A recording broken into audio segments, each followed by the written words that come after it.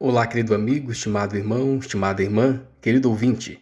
Estamos aqui com mais uma lição muito importante para as nossas vidas. Ardente amor. 1 Pedro 4, verso 8.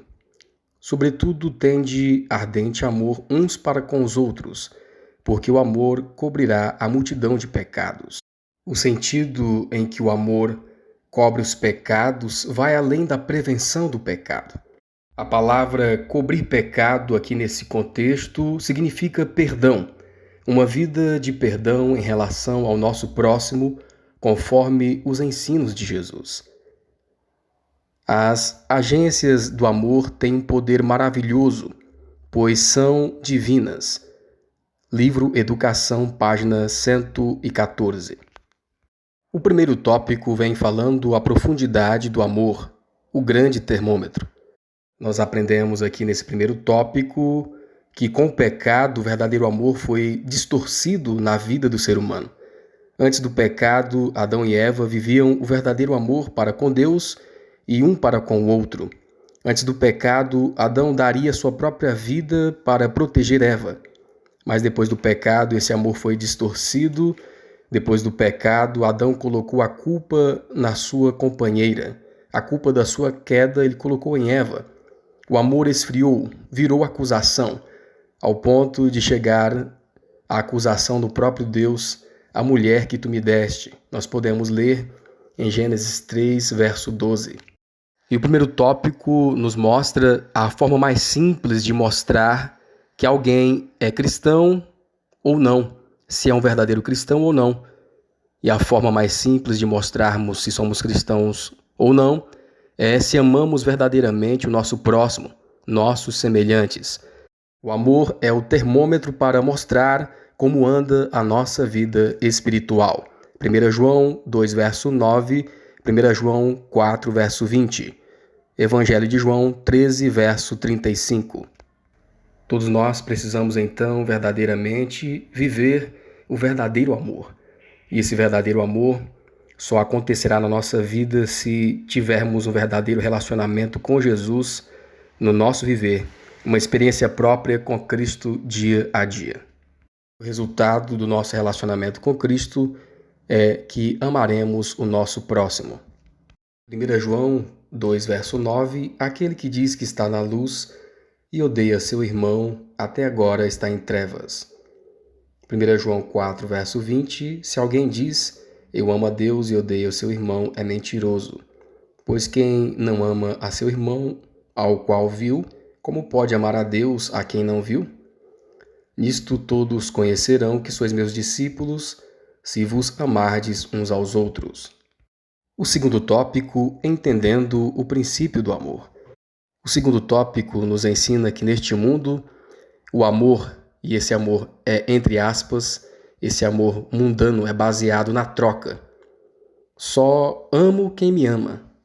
Só amo quem pode me dar algo em troca. Mas o contrário, o amor celestial é diferente. O amor celestial não espera nada em troca, não espera retribuição. E é este princípio que nós precisamos então viver pelo princípio do amor celestial, que não espera nada em troca. O segundo tópico ainda vem nos falando que o amor verdadeiro, ele é construído baseado nos princípios celestes. O amor verdadeiro é resultado de um relacionamento diário com Cristo. Amai vossos inimigos, bendizei os que vos maldizem, fazei o bem aos que vos odeiam, e orai pelos que vos maltratam e perseguem. Mateus 5,44.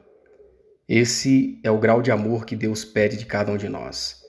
E esse grau de amor somente é possível se estivermos firmes em Cristo Jesus, em uma comunhão contínua com Ele, comunhão constante com Jesus dia a dia. Viveremos a experiência do verdadeiro amor se realmente estivermos num relacionamento com Cristo dia a dia. No verdadeiro amor, não se busca trocas, interesses. No verdadeiro amor, amamos até os nossos inimigos. Se todos os que buscam o reino de Deus e a sua justiça estivessem sempre prontos a praticar as obras de Cristo, o caminho para o céu seria muito mais fácil. As bênçãos de Deus fluiriam para a alma e os seus louvores, e os louvores do Senhor estariam continuamente nos lábios. Então você serviria a Deus por princípio. Nós, mesmo que já tivemos uma experiência com Cristo, muitas vezes já somos batizados, muitas vezes nós temos dificuldade, para viver o verdadeiro amor. Muitas vezes nós não cedemos, não abrimos mão, não somos tolerantes. E quando nós fazemos assim, dessa forma, estamos deixando de lado o princípio do verdadeiro amor que vem do próprio Deus. Ainda não compreendemos o princípio divino do verdadeiro amor. Do verdadeiro amor que é capaz até de amar os inimigos, pagar o mal com o bem. E se não compreendemos e não vivemos ainda o verdadeiro amor, nós precisamos então entender que pode ser que estamos vivendo mais na carne do que no espírito. Precisamos então refletir na nossa própria vida. O terceiro tópico, um princípio que devemos aprender. Nós temos aqui a palavra de Deus nos ensinando, e o apóstolo Pedro, em 1 Pedro 4, verso 8, nos orienta, nos ensina a exercitarmos o verdadeiro amor uns para com os outros. Este é o santo princípio que Pedro nos ensina a colocar em prática diariamente. O amor celestial, um para com o outro. Nós sabemos que não é fácil, mas em Cristo nós podemos vencer.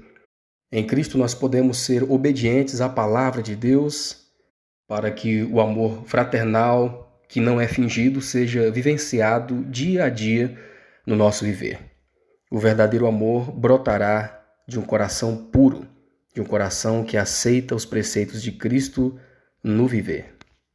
E o amor, ele cobrirá uma multidão de pecados. Então precisamos compreender esse texto que nos fala lá de Tiago 5, 19 e 20. Esse texto, ele trata do verdadeiro perdão. Quando alguém comete um erro contra nós e exercemos o verdadeiro amor para com o nosso próximo, nós perdoamos a ofensa e não levamos a situação à frente.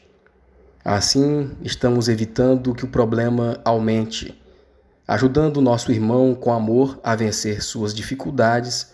Estaremos ajudando então a evitar mais pecados, porque o amor cobrirá uma multidão de pecados. 1 Pedro 4, verso 8, Provérbios 17, verso 9, Tiago 5, 19 e 20.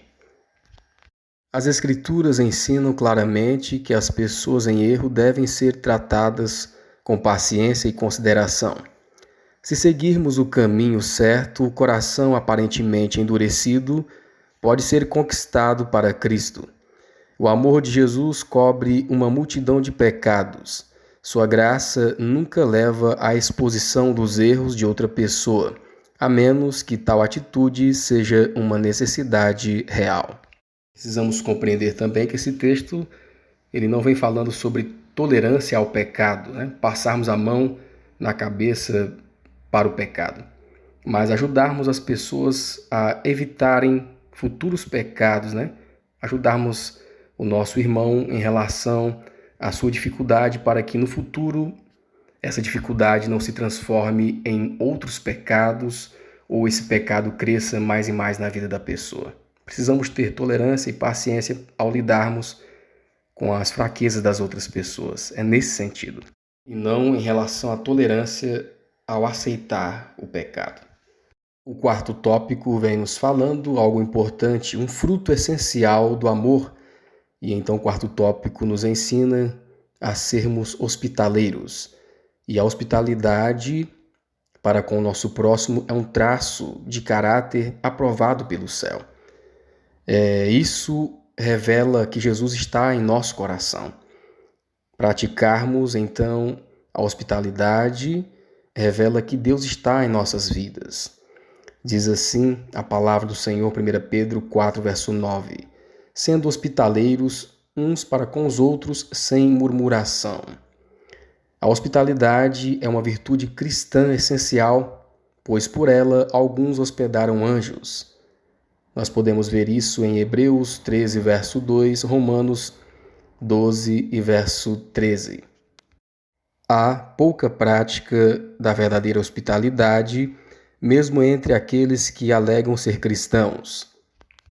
Entre nosso próprio povo, a chance de demonstrar hospitalidade não é considerada como deveria ser, como um privilégio e uma bênção. Em geral, há muito pouca sociabilidade, muito pouco desse desejo de abrir espaço para mais 2 ou 3 pessoas à mesa da família, sem constrangimento nem alarde. Alguns alegam que isso dá muito trabalho. Deus está descontente com o interesse egoísta tantas vezes manifestado por mim e minha família. Toda família que nutre esse espírito precisa ser convertida pelos princípios puros, exemplificados na vida de Cristo. Aqueles que se isolam, que não estão dispostos a receber visitas, perdem muitas bênçãos. Que hospitalidade superficial e falsa muitas famílias cristãs têm praticado, conforme Jó 1, verso 4, 2 Reis 20, 13 a 15. É uma negação a Cristo fazer preparos para os visitantes, o que requer tempo que pertence ao Senhor. Aqui não está falando, irmãos, de preparar algo para o visitante. Não é isso. Está falando de muitos que desejam ostentar, quando recebem visitas e delongam muito tempo a fazer muitas comidas, pratos exóticos e tudo mais. E esse tempo que deveria ser gasto ao estudarem a palavra de Deus é gasto em coisas vãs, O desejo de ostentar, aqui está a resposta. O desejo de ostentar ao entreter visitantes cria preocupações e angústias desnecessárias. A fim de preparar uma grande variedade de pratos para a mesa, a dona de casa se sobrecarrega. Assim, devido ao preparo de muitos pratos, os convidados comem demais e doença e sofrimento resultantes do excesso de trabalho de um lado e o comer demais do outro são o resultado. Esses banquetes elaborados são um fardo e um prejuízo. Também devemos tomar cuidado com a falsa hospitalidade, onde se gasta muito tempo em fazer muitas comidas, sendo que o simples seria o necessário, e não sobrecarregaria tanto as donas de casa. Às vezes a pessoa nem aproveita a companhia da visita, porque está na cozinha fazendo e fazendo mais alimentos. Isso não agrada a Deus. Precisamos então ter equilíbrio em tudo e também na questão da hospitalidade. E o quinto tópico, o verdadeiro serviço cristão. O quinto tópico nos ensina que o verdadeiro serviço cristão será manifesto na vida do verdadeiro crente por meio do amor que é evidenciado em atos de misericórdia, em serviços. Cada um administre aos outros o dom conforme Deus lhe deu, conforme recebeu do Senhor. Então nós precisamos fazer o trabalho conforme a vontade do Senhor. 1 Pedro 4,10 nos fala que precisamos usar todos os dons que Deus nos deu para beneficiar o outro, para beneficiar o nosso próximo. Nosso único propósito, então, aqui na terra, ao realizarmos a obra do Senhor, o nosso serviço é a glória para Deus e o serviço para nós. Em tudo que iremos fazer, em tudo que façamos, é tudo para a glória de Deus. Em tudo Deus deve ser glorificado. Glória para Deus e serviço para nós. Precisamos então, em tudo o que fizermos, dedicar ao Senhor. 1 Pedro 4, verso 11, Colossenses 3, 23. E tudo quanto fizerdes, fazei-o de todo o coração, como ao Senhor, e não aos homens. Queridos amigos, estimados irmãos, que Deus nos ajude para que possamos compreender esta palavra e possamos então colocar em prática em nosso viver. Esse é o nosso desejo e a nossa oração.